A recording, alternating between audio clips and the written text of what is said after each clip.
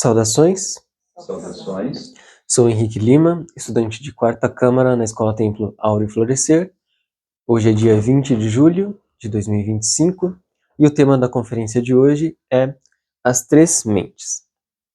A intenção dessa conferência é demonstrar o funcionamento de cada uma dessas mentes, mas não somente isso, a relação dessas mentes com os 3 fatores de revolução da consciência, como cada uma dessas mentes compreende os 3 fatores de revolução da consciência.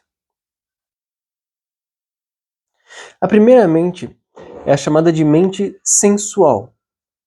A outra é a mente intermediária e, por fim, a mente interior.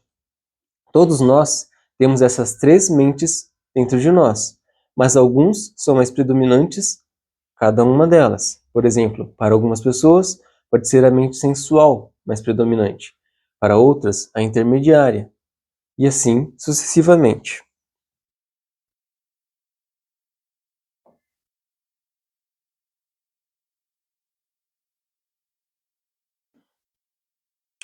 A primeira mente é a mente sensual. Ela só aceita como real o que pode ser visto ou observado, medido, provado. É a mente do ceticismo, lógica e materialista, incapaz de perceber o espiritual. Na psicologia, os eus podem ser vistos como padrões automáticos de pensamento e emoção reforçados por prazer, especialmente o prazer sexual. O orgasmo, ele vai liberar dopamina e fortalecer os circuitos do desejo, consolidando então o ego, o egoísmo.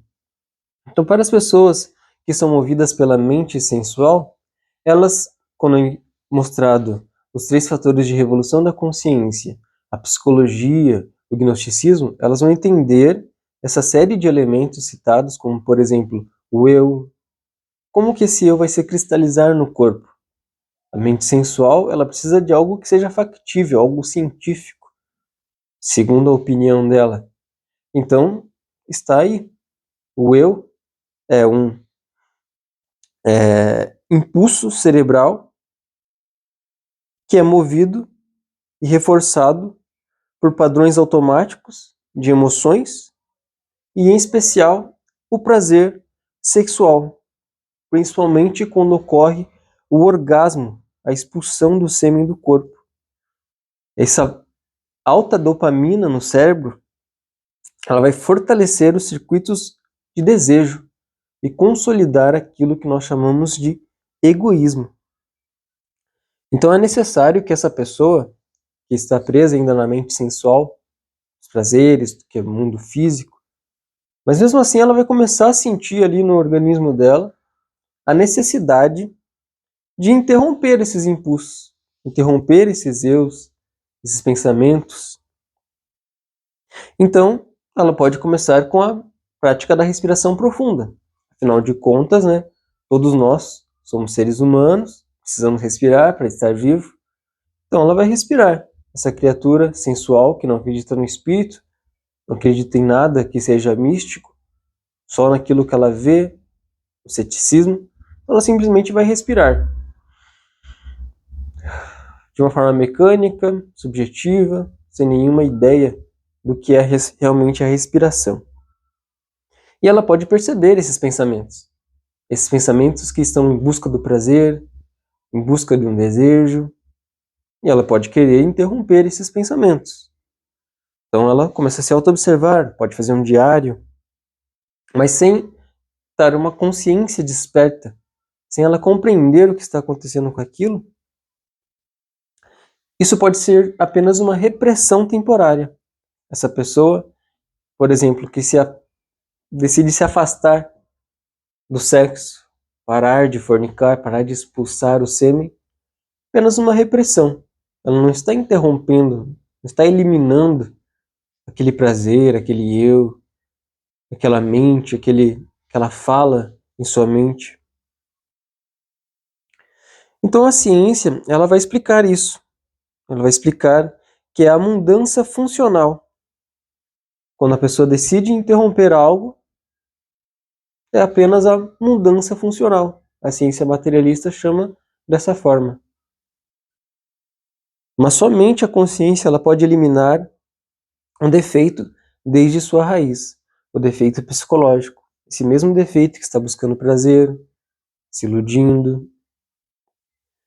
Então, existem diversos estudos científicos que mostram que o ato sexual, quando é vivido na presença e no afeto, ele pode elevar a percepção. Ou seja, a pessoa, quando está praticando o ato sexual com a sua esposa ali, com afeto, com carinho, com emoção, vai liberar no seu corpo substâncias como, por exemplo, a dopamina, ocitocina e o DMT, a dimetiltriptonamina. Essa substância, ela é uma substância que, quando há essa retenção consciente ou por vontade do sêmen, que o homem ele realiza o sexo com sua esposa sem derramar a energia sexual, ele vai começar a perceber alguns benefícios, como benefícios de vitalidade, equilíbrio emocional, e vai perceber também um vínculo mais profundo com a sua esposa. Mesmo para pessoas que ainda assim negam o espiritual ou mesmo o desconhecem aspectos mais profundos dessa prática de não derramar energia sexual. Então aqui nós tivemos um exemplo de como a mente sensual pode compreender os 3 fatores de revolução da consciência. Primeiro fator, a morte psicológica. Perceber essa série de eus ocorrendo em sua máquina humana, esses desejos, esses prazeres, essa vontade de viver o mundano, mas mesmo assim a nossa mente, nossa consciência, ela vai ficar toda hora nos alertando. Esses mesmos eus, eles se apropriam da nossa memória. Então a gente começa a visualizar pela memória. E a memória é o que é necessário, né, segundo a pessoa que está presa na mente sensual, eliminar a memória. Então ela vai tentar reprimir essa memória, mas ela não consegue eliminar. Isso é apenas uma repreensão. E o que ocorre é que isso pode voltar tudo à tona. Esse desejo, esse impulso, pode ficar cada vez mais forte, porque ele foi reprimido dentro da pessoa.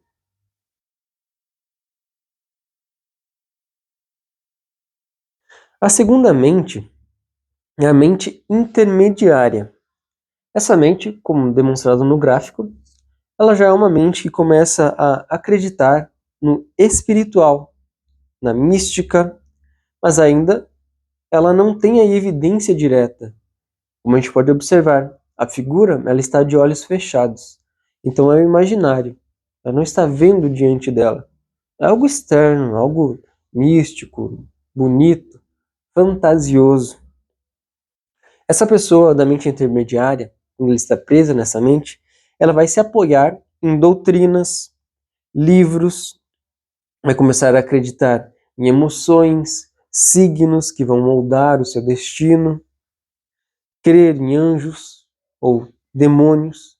Mas atenção, a palavra crer. A mente intermediária, ela é presa na crença. A crença é diferente da fé. A fé é algo que só pode nascer da mente interior. Porém, como nós podemos observar, a mente intermediária, ela possui sim um benefício. O benefício de agora acreditar que existe algo além do que é visto. Então ela pode ser uma ponte para buscar algo mais profundo e sim avançar para a mente interior. Um ponto importante sobre a mente intermediária é que mesmo ela crendo nessa série de elementos, ela coloca a existência do Cristo fora dela. Ela visualiza o Cristo distante, quase como sempre fora de si. Isso até pode ser uma ponte valiosa para as pessoas que, por exemplo, praticam o cristianismo, que vão às igrejas, ou mesmo os budistas, que acreditam que Buda ou Siddhartha Gautama têm ensinamentos valiosos, mas tudo distante, apenas uma estátua. Mas é necessário aprender a aquietar, silenciar, porque é no silêncio que começa a surgir a mente interior. E aquilo que o mundo à nossa volta pode ser entendido como um cárcere, por conta de uma crença sem realização, começa agora a se transformar em liberdade. Neste gráfico nós podemos observar a figura de joelhos, olhando para a imagem do Cristo, o Redentor, suplicando. Seus olhos demonstram um certo medo. Isso é muito comum nas pessoas do mundo, o medo do inferno. Esse medo do inferno acontece por conta das pessoas que vivem apenas na mente intermediária.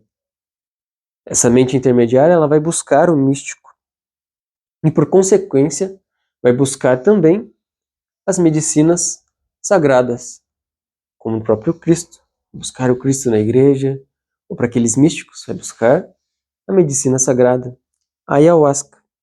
Porém, para a criatura presa na mente intermediária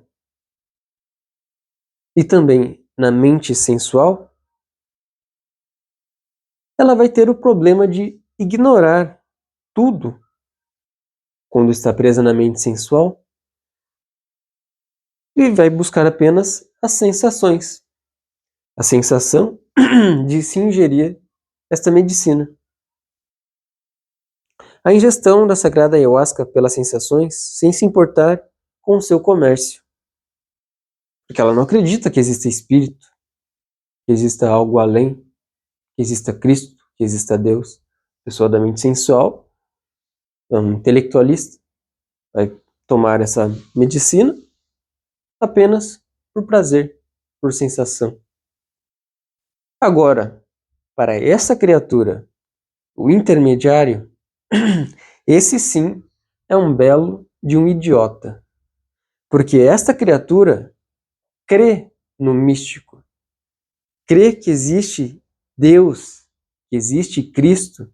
Ele acredita que isso aqui está vivo. Tem o elemental, a natureza, que é a mãe natureza, acredita na Gaia, a mãe terra, e tudo aquilo que o místico idiota acredita.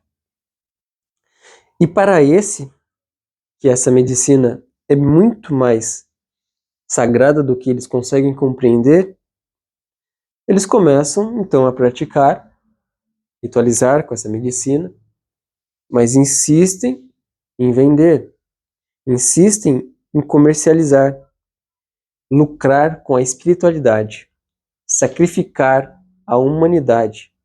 Os idiotas místicos, eles são incapazes de perceber a vida dentro da sagrada ayahuasca. E isso é muito importante. Essas pessoas são as mais ignorantes que existem. E essas sim sofrem no inferno, ou sofrerão ainda no inferno, pelas suas ações e suas omissões, em sacrificar aquilo que é sagrado, sacrificar a mãe. Mas agora vamos nos perguntar, você que está nos assistindo, eu estou com uma sagrada ayahuasca na minha mão. Então, afinal de contas, como você conseguiu essa sagrada ayahuasca? Você comprou? Ah, então há comércio agora? Não. Nós aqui, na nossa Escola Templo Áureo Florescer, como uma família, nós trabalhamos o nosso trabalho material, compramos a sagrada ayahuasca. Mas perceba, a intenção de comprar vem com um propósito um pouco mais superior, o de resgatar. Compramos a ayahuasca com o nosso trabalho físico, trabalho material, como, por exemplo, professor, uma empresa, uma loja. Convertemos esse dinheiro material para comprar recuperar, resgatar a medicina sagrada, pois hoje ainda somos incapazes de produzir, de cultivar a sagrada ayahuasca. Então estamos nesse processo de resgatar a medicina. Mas quando ela chega aqui na escola, ela é entregue a você gratuitamente, sem jamais comercializar com aquilo que é sagrado. Isso é o propósito da mente interior, porque na mente interior, nós agora percebemos que essa medicina, ela é realmente viva. Nós temos a compreensão que aqui está a Mãe Divina, a Mãe, a nossa Mãe, Mãe Natureza, Mãe Terra.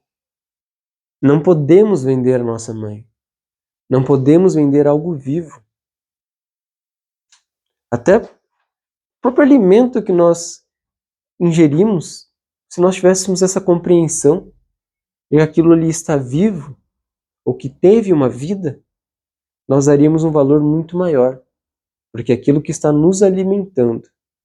Então, para o tolo, idiota da mente intermediária, ele pode até achar bonito o significado da sagrada ayahuasca, mas ele não entende o seu real valor. A ayahuasca, quando ela é trazida e resgatada aqui na Escola Templo, nós não cobramos por entregar a medicina ou entregar esses ensinamentos, mas para aqueles que se sentem tocados por este ato de bondade e despertam em si naturalmente a virtude da caridade, elas podem doar espontaneamente, mas deve ser jamais pedido essa caridade, porque senão, como podemos perceber, se torna obviamente numa cobrança. Nós cobramos para que haja caridade. Então há uma cobrança. A caridade ela deve ser espontânea, nascer do indivíduo, sem nenhuma influência externa. Isso é o sacrifício pela humanidade. Entregar o conhecimento sem querer jamais nada em troca. Entregar a medicina sem jamais querer algo em troca. Isso somente uma mente interior pode compreender. As pessoas da mente intermediária e sensual, elas ritualizam com a medicina. Essas pessoas que ritualizam com essas medicinas, elas vão ficar impossibilitadas de receber o trabalho real da Mãe Natureza em seu interior, tanto pela incompreensão dessas duas mentes, a mente sensual e a mente intermediária,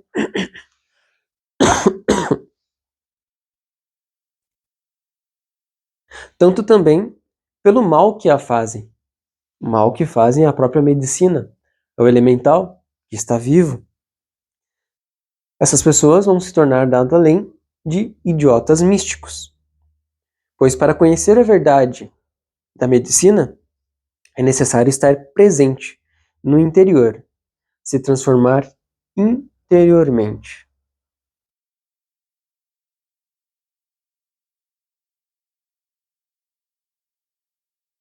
Um instante para observar o gráfico.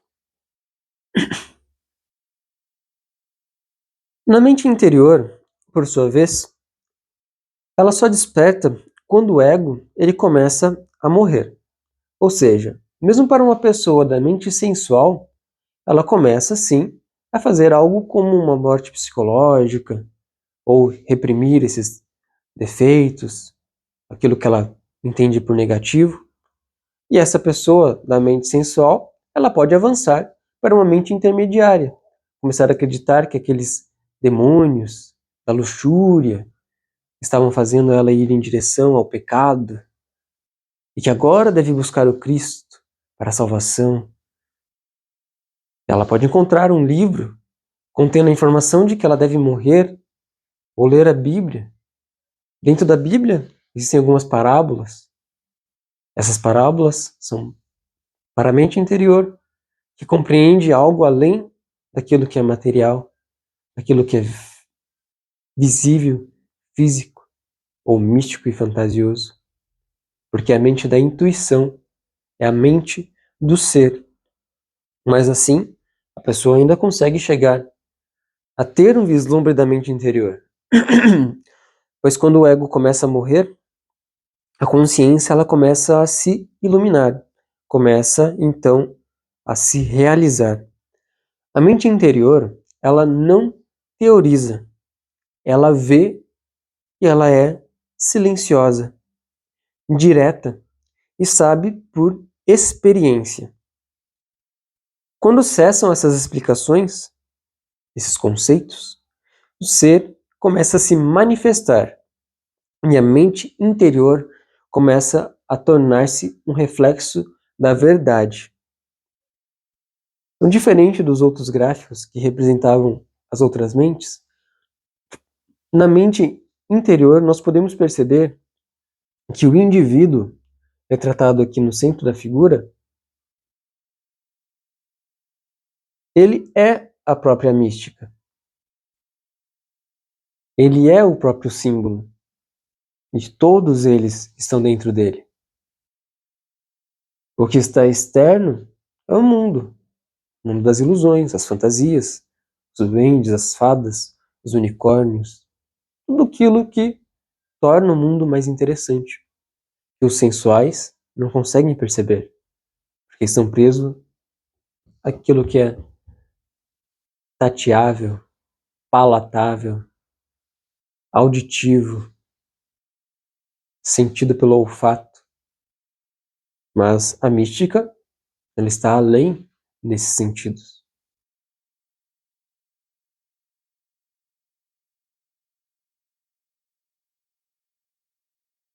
E como funciona a morte psicológica para a mente intermediária? Nós vimos na mente sensual que o indivíduo ele reprime esses eu da ira, da luxúria, da inveja, da preguiça. O intermediário ele agora compreende que existe sim demônios, que existe anjos, pode conhecer um livro com os 3 fatores de revolução da consciência, da gnose, começar a ler e dentro desse livro conter lá a informação da morte psicológica. A morte psicológica, ela começa quando o defeito surge. Seja um medo, uma inveja ou simplesmente um desejo, algo compulsivo, repetitivo, mecânico em nossa mente. A mente interior, ela não vai reagir, ela não vai se justificar.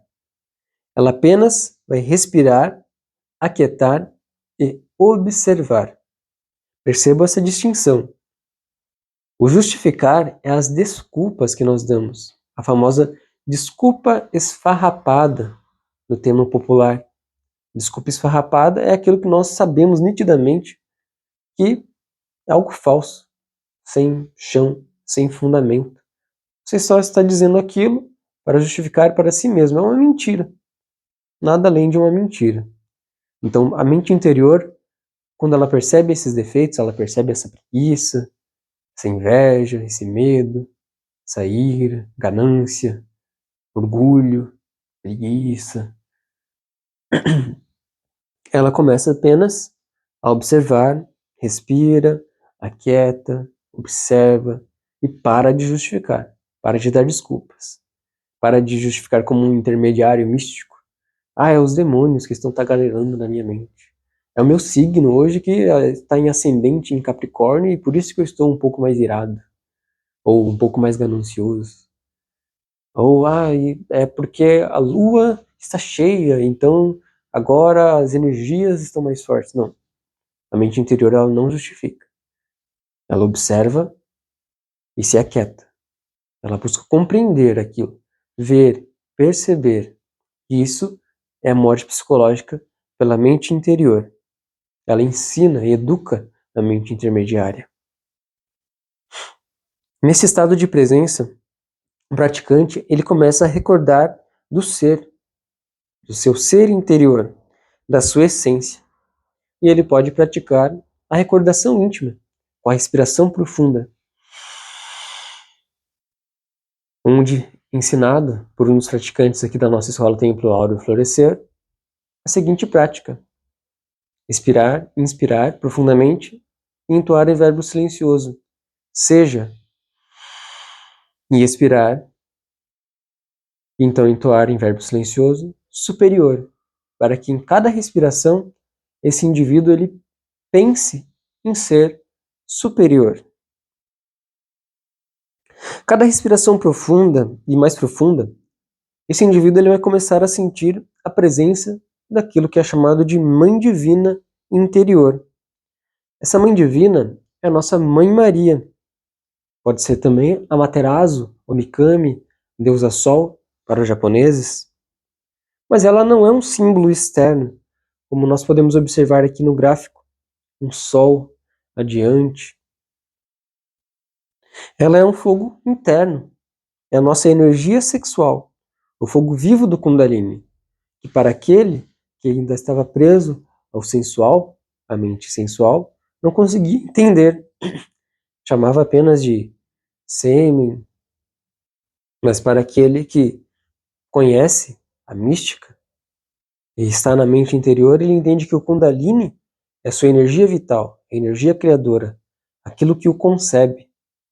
Ele tem fé nisso, ele não simplesmente acredita nisso. E por ele ter fé nessa força, saber da existência, a fé é estar vivo, tornar algo vivo, independente da crença. Fé é vida.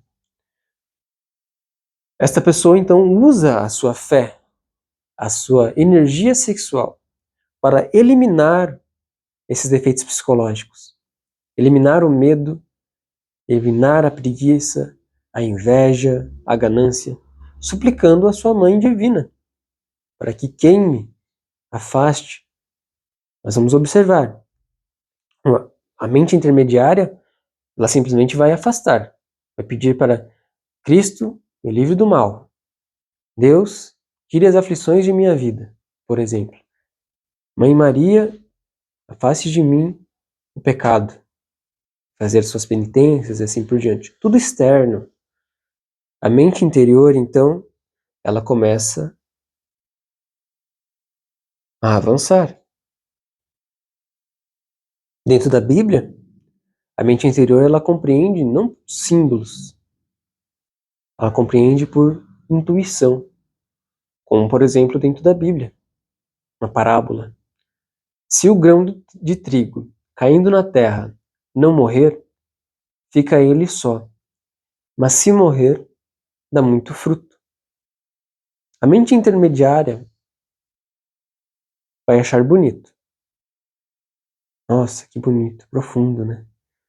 A mente sensual vai entender, mas peraí, grão? Mas se um grão cair na terra e não morrer, mas grão não morre, ele tem que germinar. Porque ela é científica, ela é cética. Agora a mente interior não se importa com isso. A mente interior ela vai buscar compreender o que quer dizer isso. Será que o grão do trigo sou eu? Ou ele está se referindo a essa série de defeitos psicológicos em minha mente? Então não é necessário morrer, ele precisa ficar só. O que é esse só? Será que não é a nossa consciência, o nosso ser, que precisa se manifestar dentro de nós, em sua plenitude? E quando ele morre, quando nós morremos, a morte psicológica, como ensinado na conferência, para começar a nascer a mente interior, quando nasce a mente interior, então começa a ter os frutos. Como funciona a morte psicológica para a mente interior? Ela entende que aquele fogo sexual, o sol, a energia sexual, está tudo dentro dela. Cristo está dentro dela, a Mãe Divina está dentro dela. Não é algo externo. Portanto, também os demônios estão dentro dela, que são essa série de eus. A preguiça está dentro dela. Então ela começa a queimar. Ela pede à sua Mãe Divina da seguinte forma: Mãe Divina, queime este defeito. Mãe Divina, queime este defeito. Com fé e devoção, ela imagina, de uma forma criadora, aquele eu sendo destruído, queimado, desintegrado. E isso sim faz com que a transformação interior ocorra. Essa pessoa, ela agora começa sim a desenvolver a mente interior.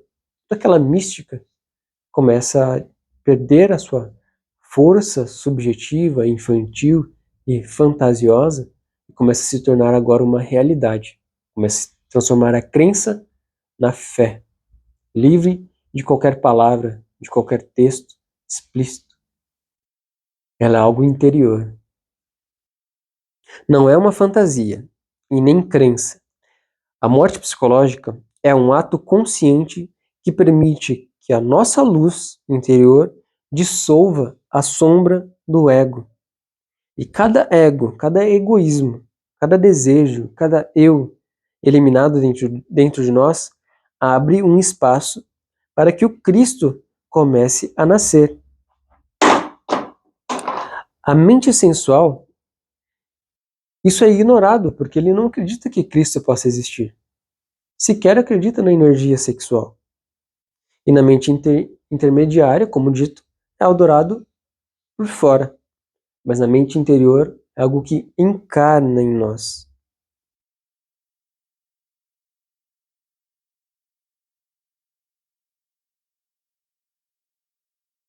O segundo fator de revolução da consciência é a sexualidade superior.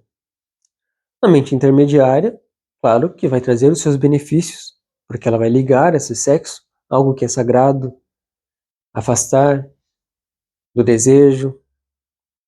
Mas a sexualidade superior, o segundo fator de revolução da consciência, só pode ser praticada em totalidade para aqueles que compreendem a mente interior, aqueles que estão presentes na mente interior. Como nós observamos, a raiz dos efeitos psicológicos está ligado à energia criadora mal utilizada, ao nosso sêmen, a nossa energia sexual. Quando expulsa essa energia, é a mal utilização da nossa energia criadora.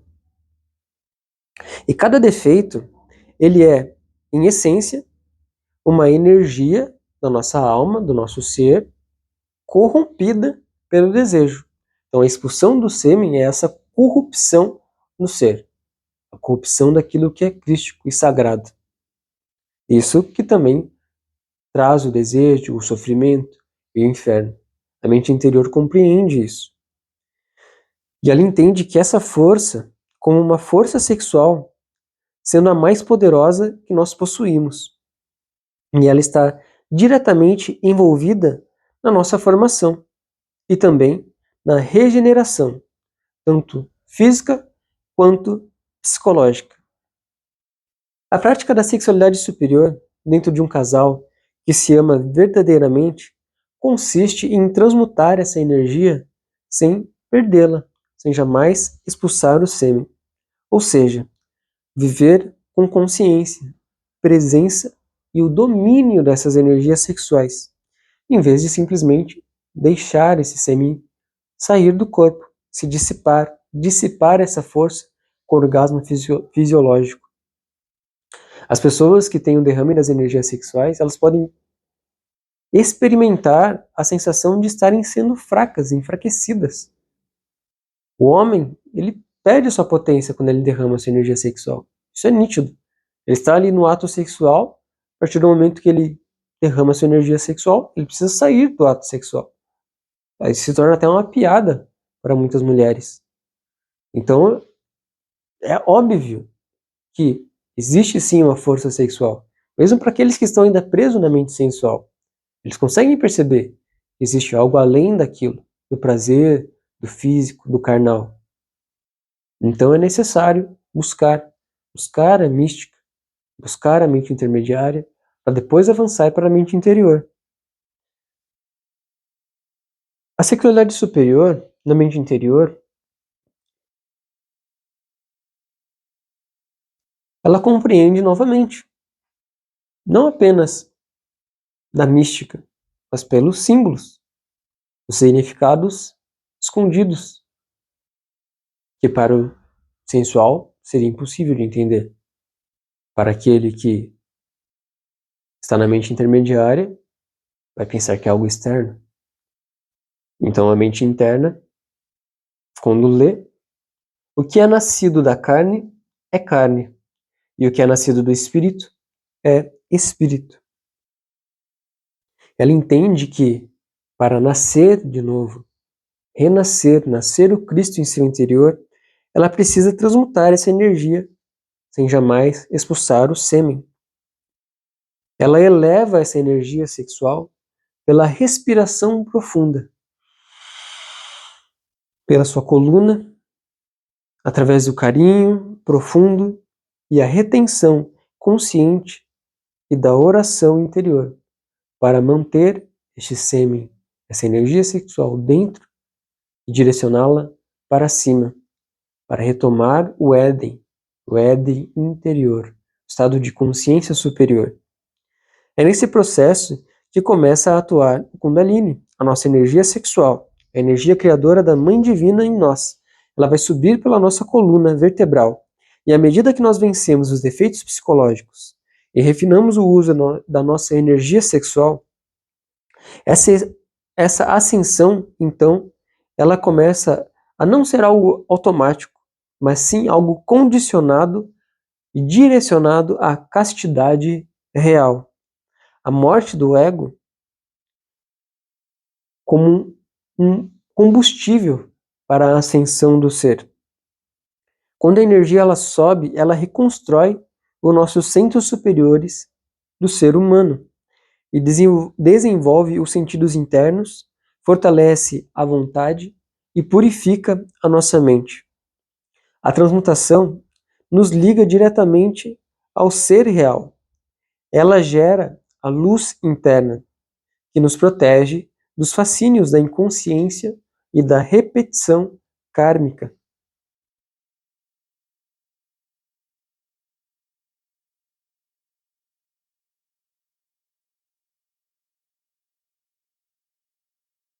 A partir do momento que a pessoa ela começa a praticar a sua castidade, ela começa a se autorrealizar. O karma são as circunstâncias que estão à nossa volta. Aquilo que nós plantamos no mundo físico é o que nós vamos colher no mundo físico. Aquilo que nós plantamos no mundo espiritual é aquilo que vamos colher no mundo espiritual. É o resultado das nossas ações e omissões. Isso é o karma. Mas para aquele que começa a praticar a sexualidade superior e a morte psicológica, ele encerra essa repetição. Então ele começa a praticar com ações conscientes.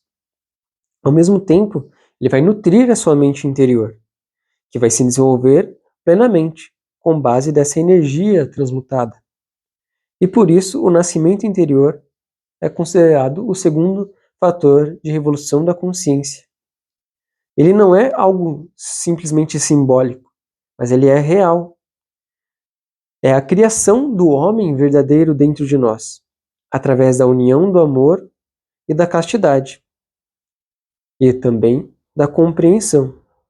Como dito por Jesus, o que é nascido da carne é carne, o que é nascido do espírito é espírito.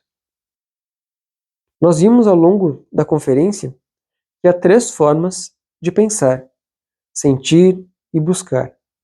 A mente sensual ela vai se prender sempre à forma, enquanto a mente intermediária, apesar de crer na mística, também é algo externo. Mas a mente interior, ela entende que é algo que está além de si, dentro de si, e que vive o real.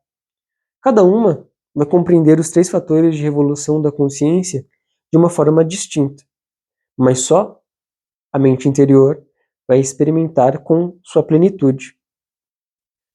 Para um exercício dessa prática, dessa conferência, nós faremos uma autoobservação. Vamos fechar os nossos olhos e observar, nos auto-observar. Qual das mentes em nosso interior compreendeu algo mais ou algo menos na conferência? Estamos presos na mente sensual? Estamos presos na mente intermediária? Ou já estamos sentindo os impulsos da mente interior? Começamos a compreender algo mais profundo, além das palavras que foram ditas. Pois a mente real, a mente interior, ela vê além de tudo aquilo do mundo físico e dos sentidos. Grato pela atenção de todos. Todo aplauso seja em direção ao Deus interior, jamais para a personalidade.